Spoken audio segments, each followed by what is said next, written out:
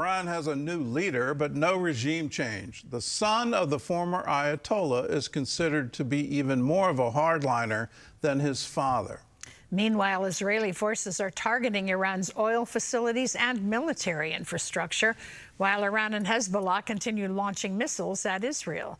CBN News Middle East correspondent Julie Stahl has the story. Iran named Mojtaba Khamenei, the second son of the former Ayatollah, as the next leader of Iran, who analysts say is more hardline than his father. President Trump says by getting rid of the Iranian regime, the U.S. will have gotten rid of a major cancer on the face of the earth. We will take it out of cancer. You know, don't forget October 7th. Don't forget all of the things that have happened over the years, all caused by these people. So what we're doing is a great thing, not only for our country and not only for Israel, not only for the Middle East, but for the world. Israeli Prime Minister Benjamin Netanyahu gave an address over the weekend saluting Israel's armed forces and commending citizens for their support. His spokesman, David Mencer, told CBN News Israelis are holding up under the pressure. All of us here in Israel are united in supporting our armed forces and supporting the wisdom and the foresight of our Prime Minister and President Trump for getting this job done and ensuring that Iran can never again be a threat to this country. Israel is targeting infrastructure sites in Tehran and elsewhere, including the IRGC Air Force headquarters and oil warehouse and depot. The war is taking an economic toll as the price of oil topped $100 a barrel. The Jerusalem Post reports an unnamed security official said Iran is unleashing a stepped-up terror campaign on Israelis abroad. We are seeing an Iranian removal of restraints that is almost unprecedented. No proxies, no filters. Where they can act, they act, whether with brazen determination or in a dirty manner. It is a fundamental change in approach because they feel they have nothing to lose right now, given what they have absorbed. Israel is adding new countries to its travel warnings, including several countries bordering or close to Iran, Armenia, Azerbaijan, and Georgia. Meanwhile, Iran and its proxy Hezbollah continue to launch missiles and drones at Israel, with most targeting the north and center of the country. Most missiles are intercepted, but some have landed, including one that killed 2 Chinese workers in Tel Aviv. Iran continues to strike targets in Arab nations, including a U.S. airbase in Kuwait and a desalination plant in Bahrain. A U.S. military service member died of injuries from an Iranian attack in Saudi Arabia last week.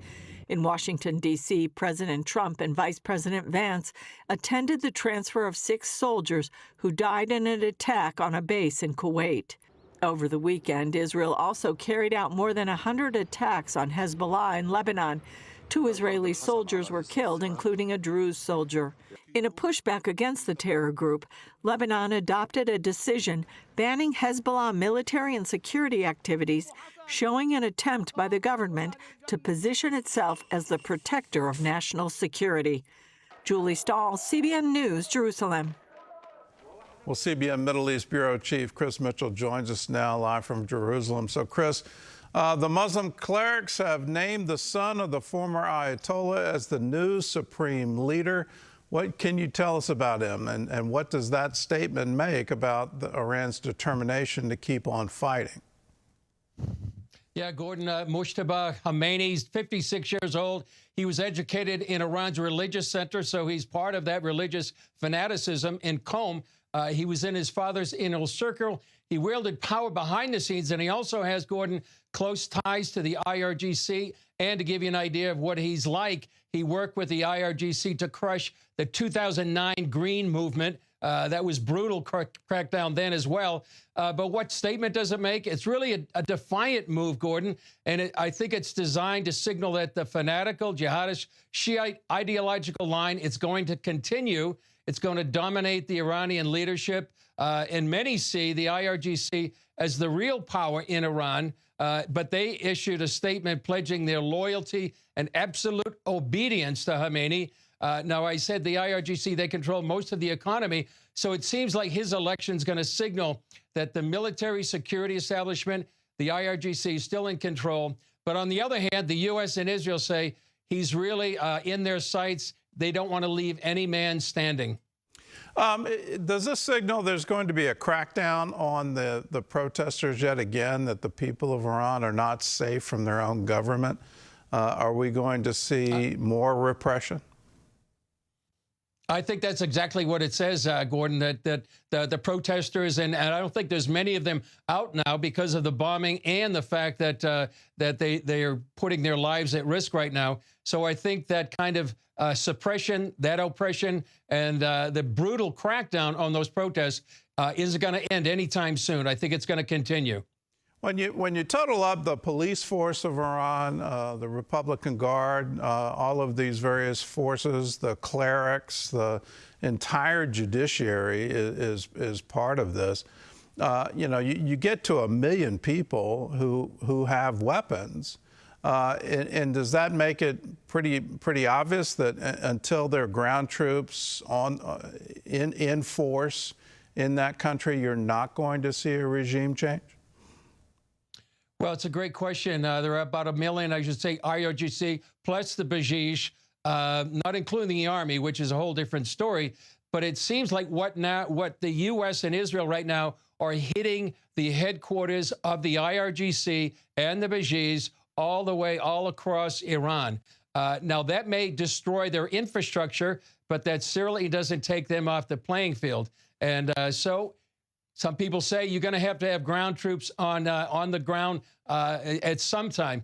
Now, right now, there could be ground forces that will be used to secure nuclear sites, to secure those more than 400 kilos or 900 pounds of highly enriched uranium.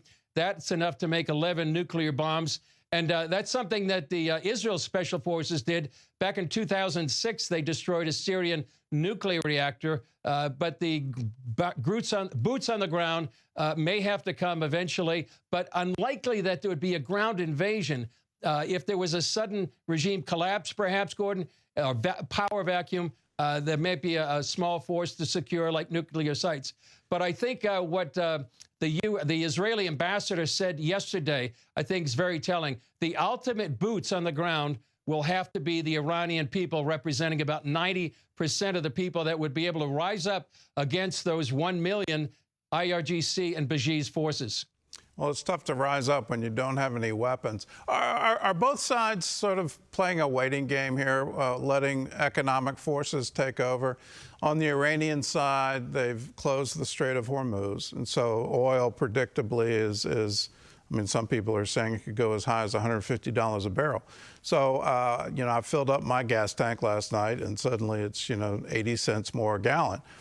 So that's going to have an obvious impact on every single economy on the planet and every single stock market on the planet. At the same time, Iran doesn't have any way to make money, and so how are they going to pay 1 million people who are on the payroll? So at some point in time, those paychecks stop.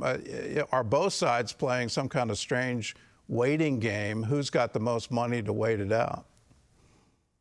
I think that's exactly what's happening right now. I mean, the Trump card, no pun intended, has to be the Strait of Hormuz. And if Iran can shut that down, where 20% of the world's oil goes through, that's their main thing that they can do. On the other hand, just yesterday, it was the U.S. and Israel that hit much of the oil facilities in Tehran. And now they didn't strike the infrastructure. And they want to keep that in place for any potential future government.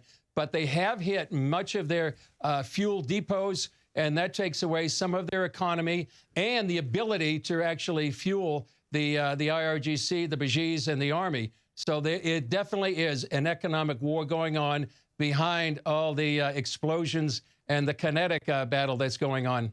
Real quick on Lebanon, is the Lebanese government doing this just for show? I mean, they should have cracked down on Hezbollah decades ago. And so they've passed this resolution. Are they finally going to enforce their own government, keep a terror group from operating out of their own territory? Well, if you listen to the prime minister, the president, they're really making unprecedented condemnations of Hezbollah. I think the only reason they can do it, and they are doing it right now, Gordon, is the fact that the Israeli Air Force and troops on the ground are hitting Hezbollah in southern Lebanon and the Bekaa Valley and their their headquarters in Beirut.